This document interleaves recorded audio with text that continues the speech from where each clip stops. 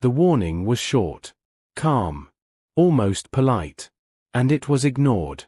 By the time the galaxy realized what it meant, entire star systems were already burning. Humanity had not screamed. Humanity had not begged. Humanity had simply spoken once, and waited. Far beyond Earth, in the cold vacuum between stars, the Carthawoon Dominion listened to intercepted signals from a species they barely noticed. The humans called themselves many names, spoke hundreds of languages, and argued constantly among themselves. To the Dominion, they were just another noisy, divided race clinging to a single yellow star. The Carthawoon had ruled their region of space for thousands of cycles. They believed in order through dominance. Strong species ruled. Weak species served. That belief had never failed them before. On the command deck of the Dominion flagship Grave Mandate, High Overseer Vraxel watched the human transmission scroll across his display. Art, music, mathematical proofs, stories of survival and loss, messages asking questions instead of making demands. They seek dialogue, one of his analysts said with mild amusement. They seek weakness, Vraxel replied. The Dominion had encountered this pattern before. Young species always believed the universe was kind. That intelligence meant cooperation. That power meant responsibility. The universe taught them otherwise. Humanity's first official message reached the Dominion 30 years after it was sent. It carried no threats, no claims of superiority, only a request for peaceful contact, cultural exchange, and shared exploration. Vraxel dismissed it within minutes. They have no interstellar fleets, he said. No energy shields worth noting. Their weapons are primitive. Their governments are fractured. Their planet is resource-rich and undefended. The decision was immediate. Earth would be annexed. The Dominion sent a single response. Not a declaration of war. Not a greeting. A demand. Submit governance to the Dominion. Yield orbital control. Provide labor and materials. Compliance would ensure survival. Resistance would ensure extinction. On Earth, the message arrived like a thunderclap. Across every nation, every screen, every language, humanity finally understood that it was not meeting a neighbor. It was meeting a master. Emergency councils formed within hours. Leaders who had never agreed on anything now sat in the same rooms, staring at the same message. Fear spread fast, but something else spread faster. Memory. Humans remembered what happened when tyrants were obeyed. Dr. Elias Monroe stood before the Global Assembly, his voice steady despite the weight of history pressing on his chest. He was not a soldier, not a politician. He was a systems engineer, chosen because he understood one simple truth. You cannot negotiate with something that sees you as property, he said. Some leaders argued for surrender. The Dominion had weapons capable of destroying cities from orbit. Humanity had nothing that could reach their ships. Others argued for delay, for diplomacy, for time. Monroe asked for one thing. One message, he said. One answer. Then we prepare. The final response humanity sent was not angry. It was not loud. It was precise. We acknowledge your demand. We reject it. Do not approach Earth. This is your final warning. The Dominion laughed. High Overseer Vraxel approved the demonstration strike without hesitation. A single kinetic impactor, dropped from orbit, aimed at an uninhabited ocean zone to show power without wasting resources. The strike missed nothing important. The shockwave cracked tectonic plates. Coastal cities flooded. Power grids collapsed across continents. Millions died anyway. The Dominion transmitted footage of the impact back to Earth. This was restraint, the message said. Next time will not be. On Earth, there was no more debate. Humanity went quiet. No more broadcasts into space. No angry speeches. No dramatic threats.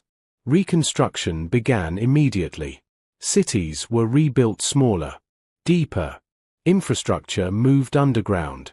Satellites were replaced with simpler ones that looked civilian and weak. To the Dominion, it looked like submission.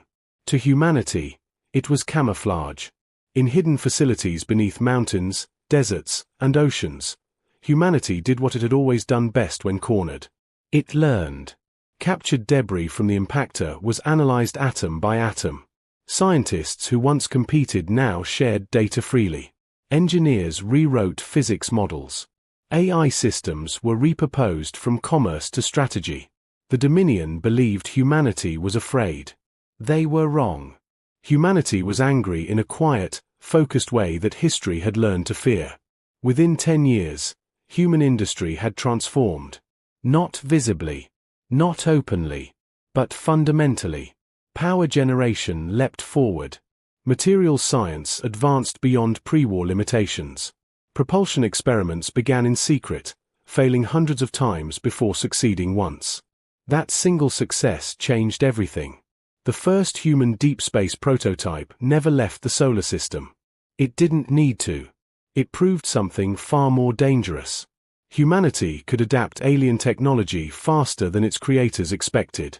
When the Dominion finally sent an administrative fleet to formally claim Earth, they arrived to silence. No planetary defenses activated. No signals responded. They descended anyway. And that was when the trap closed. Human weapons did not match Dominion weapons in raw power. They didn't need to. They targeted weaknesses the Dominion never imagined a primitive species could find. Sensor blind spots. Communication delays. Energy feedback loops. 3 Dominion ships were disabled before they understood they were under attack. The 4th transmitted a message before it was destroyed. Earth is hostile. High Overseer Vraxel watched the transmission in disbelief. Impossible. Humans were not supposed to fight like this. They were not supposed to think like this. They were not supposed to survive. But humanity had never followed expectations. And the galaxy was about to learn the cost of ignoring a final warning. The Dominion did not panic. At first. 3 lost ships were an inconvenience, not a threat. Accidents happened. Mechanical failures occurred. Even ambushes were possible when dealing with unpredictable primitives. High Overseer Vraxel assured the Council that Earth had merely lashed out in desperation. A wounded animal bites, he said calmly. Then it dies. The Dominion responded the way it always had. With force. A punitive fleet was assembled.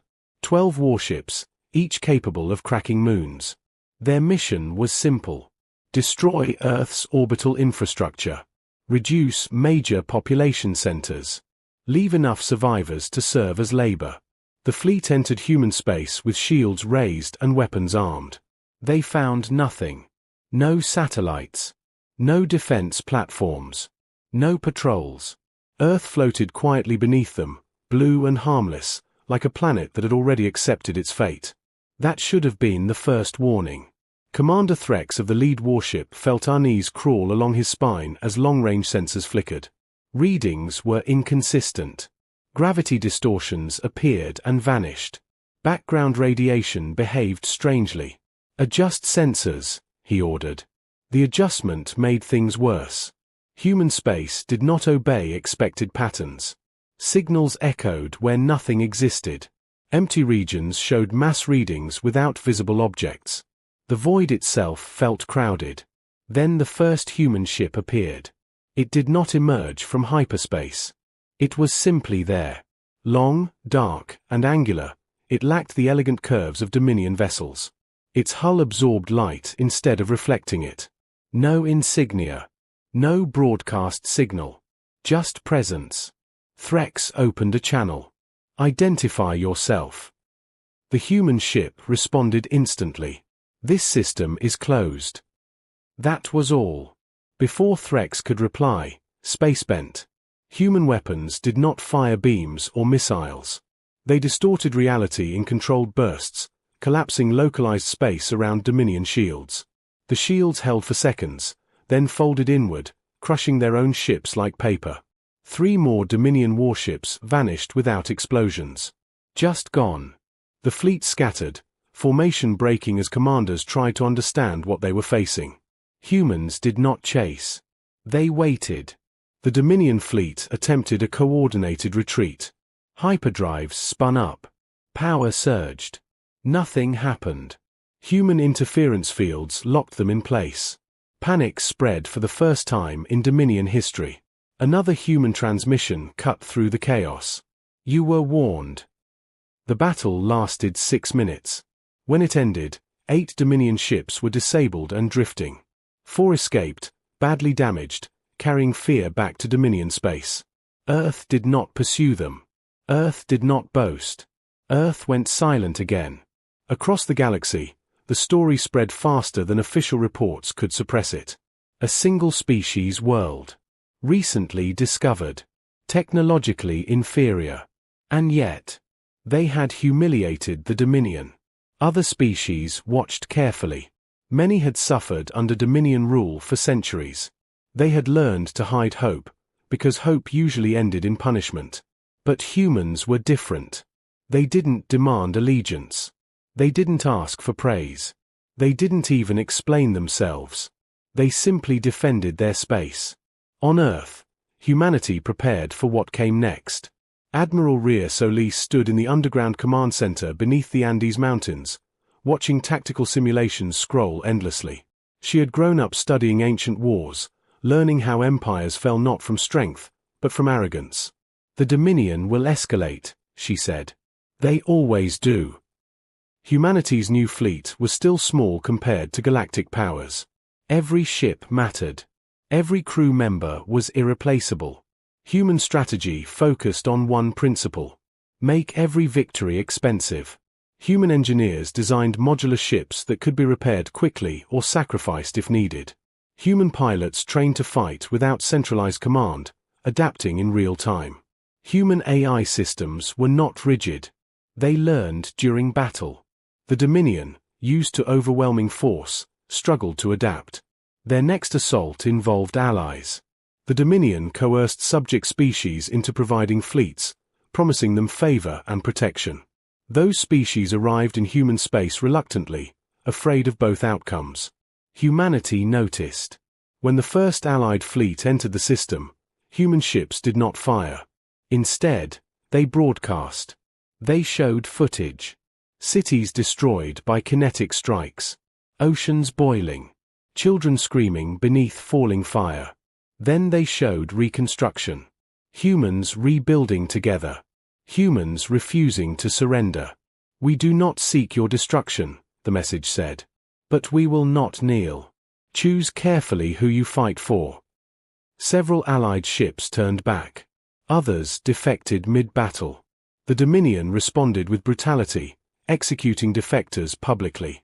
That only hardened resistance. The war spread. Human task forces began striking Dominion supply lines, never staying long enough to be trapped. They targeted shipyards, communication hubs, and energy relays. Never civilian centers.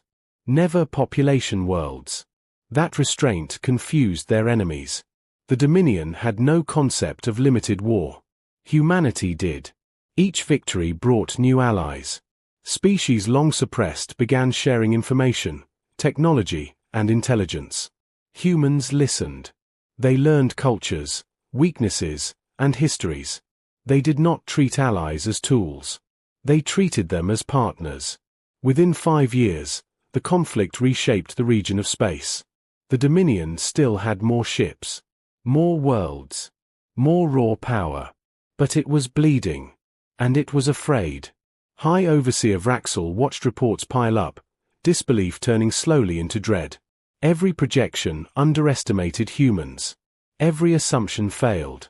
They adapt too quickly, one strategist whispered. Vraxel slammed his claw against the command table. They are not gods. They are mammals from one world. Yes, the strategist replied quietly. But they fight like a species that has nothing left to lose. That night, Vraxel reviewed humanity's original message again. Not the rejection. The warning. Do not approach Earth. He finally understood what it meant. It was not a threat. It was advice. And now the galaxy was at war because the Dominion had been too proud to listen. The Dominion believed it was fighting a fleet. It did not understand it was fighting an idea. By the 7th year of war, entire trade routes had collapsed. Shipyards burned. Supply convoys vanished into darkness. The Dominion still held dozens of worlds, but their grip was weakening. Not because they lacked strength. Because they lacked trust. Every subject species watched Dominion defeats with growing hunger. Every commander wondered who would betray them next. Every council meeting turned into accusation and fear. Humans did not need to conquer planets. They only needed to make the Dominion doubt itself. Admiral Rhea Solis knew the war could not be won through battles alone. Humans were brave, but bravery could not outbuild an empire forever. The Dominion could replace ships faster than Earth could. So Rhea searched for something else. A pressure point. The answer arrived from an unexpected ally. A species called the Lyran had served the Dominion as navigators for centuries. Their minds were tuned for hyperspace mapping, their bodies fragile but their memory unmatched. When a Lyran envoy finally slipped through Dominion lines to reach humanity, they carried a secret worth more than weapons. They told Rhea about the Dominion's core. Not its throne world. Its machine. The Dominion ruled through a structure hidden inside a dead star system, an ancient engine called the Chain Node. It wasn't just a communications array. It was the Dominion's spine. Orders, shipping schedules, weapon codes, identity confirmations, fleet navigation, everything passed through it. The Chain Node made the Dominion fast. The Chain Node made the Dominion organized. The Chain Node made the Dominion look invincible. If it falls, the Lyran envoy said, voice shaking, their empire becomes blind. Rhea listened without blinking. Destroying it would be impossible. It was protected by layered defenses, surrounded by warships, embedded in radiation storms that made sensors unreliable. No fleet could approach without being seen. But humans did not win by doing what was expected. They won by doing what was insane. Back on Earth, a young physicist named Annika Voss proposed a plan so dangerous it silenced the room. She didn't want to destroy the Chain Node. She wanted to hijack it. Not permanently. Not openly. Only long enough. Dominion fleets rely on chain authorization for coordination, Annika explained. They don't just follow orders. Their systems demand a confirmation key, generated at the node, updated constantly. If we can mimic it, we can send commands that look real. A general in the room scoffed. You're saying we fake the voice of the Dominion itself? Yes, Annika replied. For a few minutes. And if we fail? Then we die, Annika said calmly. But if we succeed, we don't need to outgun them. Rhea stared at the projection of the Chain Node, then at her officers. How many minutes do you need? She asked. Annika swallowed. 7. 7 minutes. 7 minutes to turn an empire against itself. The mission was named Ghost Key. A small team would infiltrate the dead star system in stealth craft coated with metamaterials scavenged from Dominion wrecks. They would ride the edge of the radiation storms, using them as cover. They would reach the node, attach a physical device, a human-built translator virus, and force the chain to accept a false key long enough to issue commands. It was not a mission for heroes. It was a mission for people who accepted they would not return. Captain Jalen Ma volunteered first. He was quiet, almost plain, with tired eyes and a voice that never rose. He had lost a sister in the first impact strike. He had never spoken about it publicly. He did not need to. His crew followed. Not because they were fearless. Because they were human. The Ghost Key team launched without ceremony. No speeches. No flags. Only a private message sent from Earth's underground command to the ship's console. Come home if you can. If not, make it count. The Dead Star system was worse than Dominion reports described. Radiation screamed across the hull. Static filled the comm channels. Even human sensors struggled, flickering like dying candles. The Chain Node itself was massive, a dark geometric structure the size of a city, surrounded by defense platforms that glowed with stored energy. Dominion patrol ships drifted nearby like sharks in deep water. Jalen's stealth craft moved like a shadow between storms. Every second was tension. Every tiny correction could mean detection. They reached the node. That was when the Dominion noticed. Alarms burst across the chain perimeter. Defense platforms rotated. Patrol ships surged forward, weapons powering up. Jalen didn't hesitate. "Attach it," he ordered. A small drone shot from the craft, carrying the ghost key device. It slammed into the node's outer plating with a magnetic bite. Anika's code went to work. For a moment, nothing happened. Then a signal pulsed across the chain node, and every Dominion ship in the system paused. Not because they were stunned. Because their systems were listening. Anika's hands flew across her interface. She didn't speak. She didn't blink. Sweat rolled down her face. "Key accepted," she whispered. Rhea Solis, watching from far away through delayed quantum relays, leaned forward. 7 minutes starts now, Anika said. Jalen's crew began broadcasting commands. They didn't tell Dominion ships to surrender. That would fail. Dominion commanders would notice immediately. They used subtle orders. They redirected fleets. They altered navigation updates. They changed threat codes. They reassigned patrols, creating gaps where there should be none, and filling safe corridors with emergency reroutes. It was controlled chaos. Across Dominion space, ships began moving unexpectedly. Fleets meant to reinforce one front arrived at empty systems. Convoys passed directly through ambush zones. Defense clusters powered down to prevent overload. At first, Dominion commanders obeyed, because the chain node had never lied. Then confusion spread. Then anger. Then panic. The best part was what humans did next. They sent one final command through the node before the 7 minutes ended. A system-wide override labeled security breach, internal threat. It instructed Dominion ships to treat any vessel that failed authentication within 60 seconds as hostile. And the humans had already altered authentication codes. The result was not a battle. It was a rupture. Dominion fleets opened fire on each other. Convoys were shredded by escorts. Patrols blasted defense stations. Command ships destroyed their own supply lines because their screens told them to. All across their empire, the Dominion tore itself apart for several terrifying minutes. Then the chain node corrected. Anika's key was rejected. The ghost key device burned out. The false commands stopped. But it didn't matter. Because the damage was done.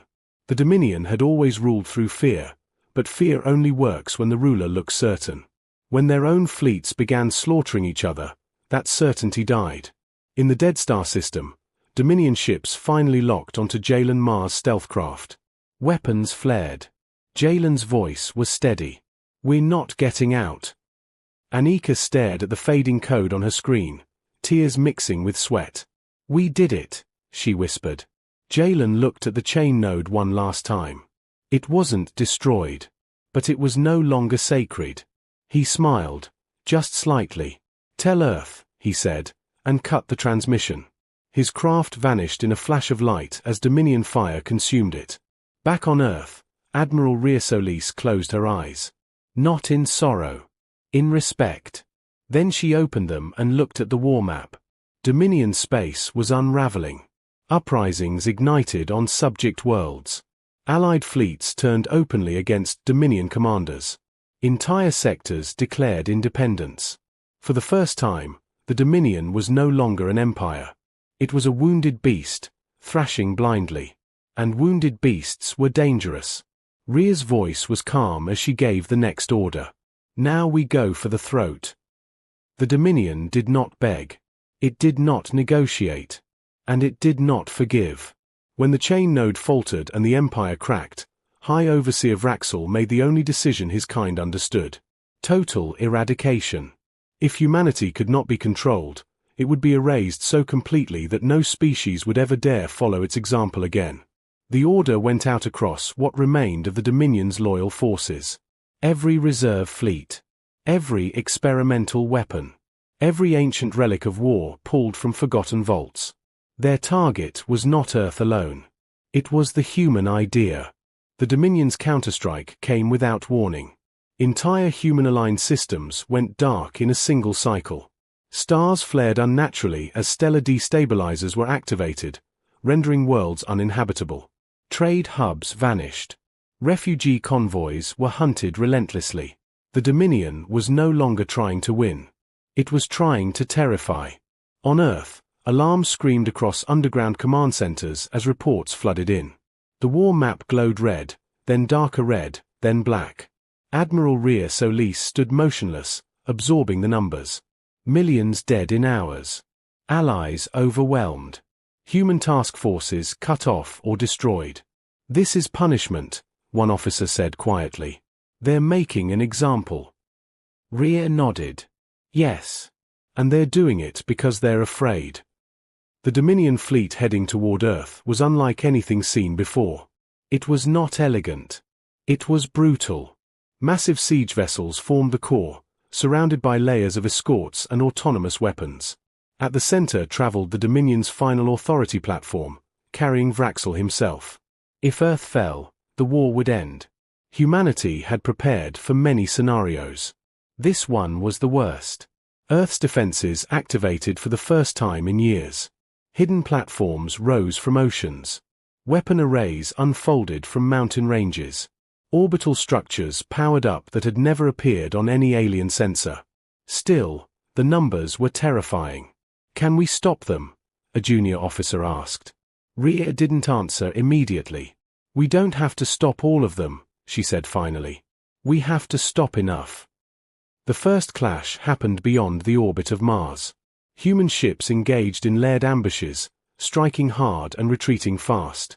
Dominion vessels fell, but the fleet kept coming. For every ship destroyed, 2 more pressed forward. Human losses mounted. For the first time since the war began, Earth felt fear.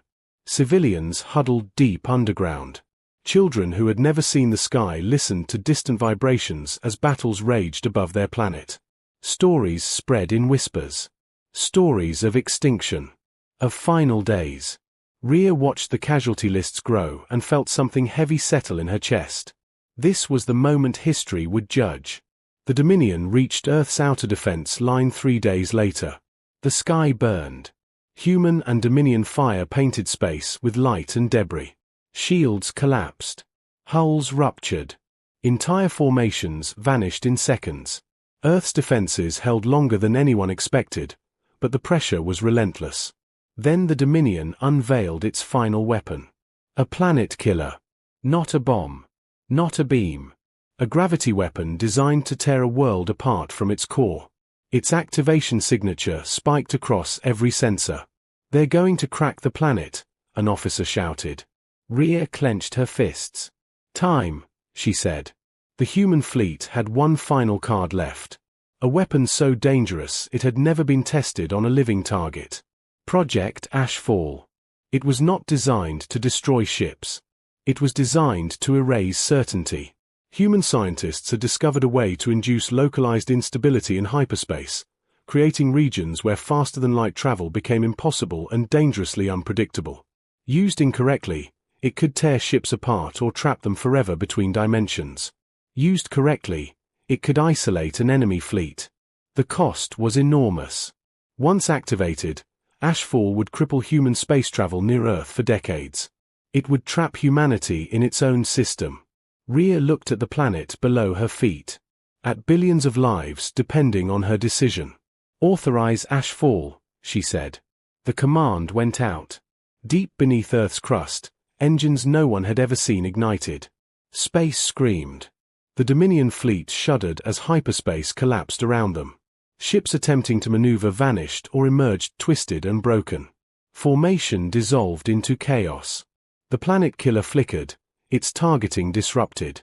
Then something unexpected happened. Allied ships began arriving. Not through hyperspace. Through normal space. They came from every direction, sublight drives burning hard. Species that had suffered under the Dominion for centuries. Fleets held together by desperation and hope. They had heard Earth was about to fall. And they refused to let it happen. The battle turned. Human ships surged forward alongside allies. Dominion vessels, trapped and disoriented, fell one by one. Vraxel watched his fleet disintegrate around him, disbelief finally cracking his composure. "This is impossible," he hissed. "They should be broken." But humanity was never strongest when comfortable.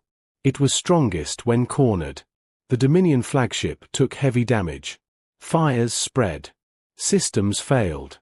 Vraxel stared at the tactical display, watching the empire he had ruled collapse in real time. "This is not over," he growled. On Earth, Rhea felt the shift. They had survived.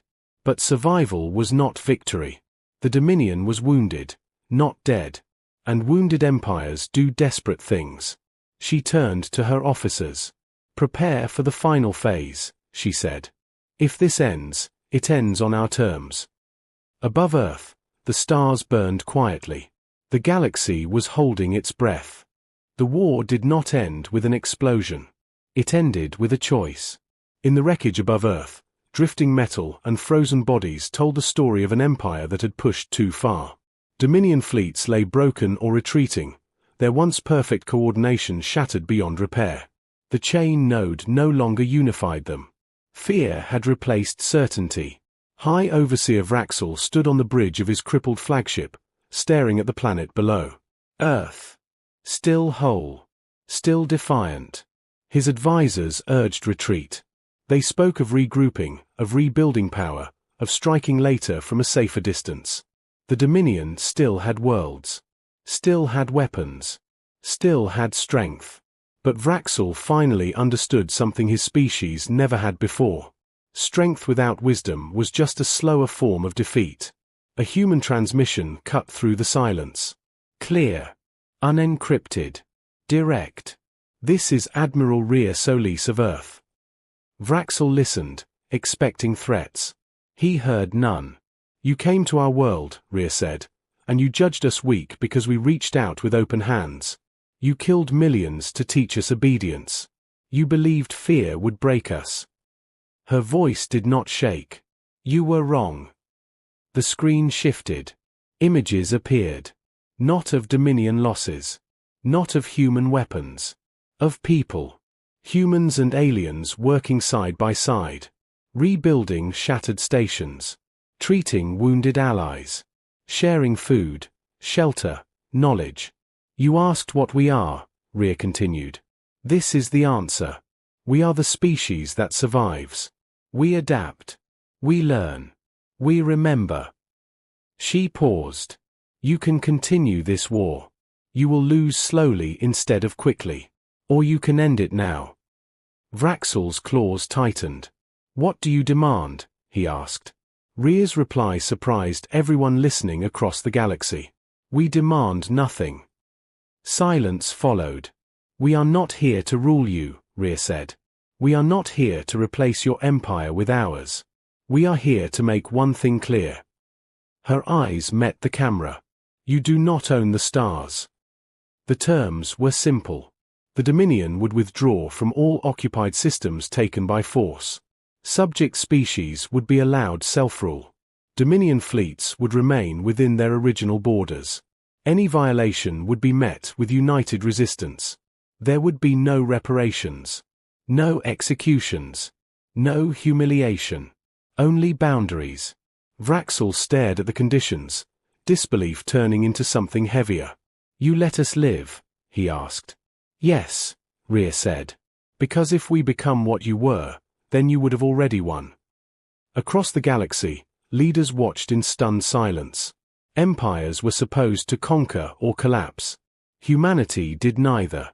After a long moment, Vraxel lowered his head. The Dominion accepted. The war was over. In the years that followed, the galaxy changed. Not overnight. Not easily. Some species distrusted humanity, expecting hidden dominance. Others feared them more than ever. A species that could defeat an empire and then walk away was unsettling. Humans didn't care.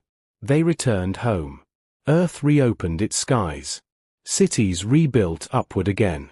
Children finally saw stars without fear. Humanity mourned its dead, not with monuments alone, but with purpose. Allies came freely now. Not as subjects. As equals. Trade replaced tribute. Cooperation replaced conquest. Disputes still happened. Conflicts still flared. But the old rule of the strong crushing the weak was broken. And everyone knew who had broken it. Years later, a new generation studied the war in academies across the stars.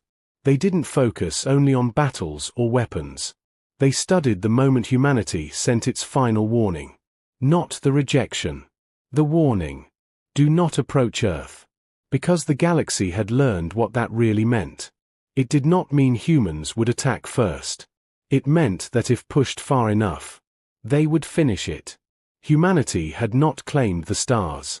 They had claimed something far more dangerous. Respect. And in the quiet between galaxies, that truth echoed forever.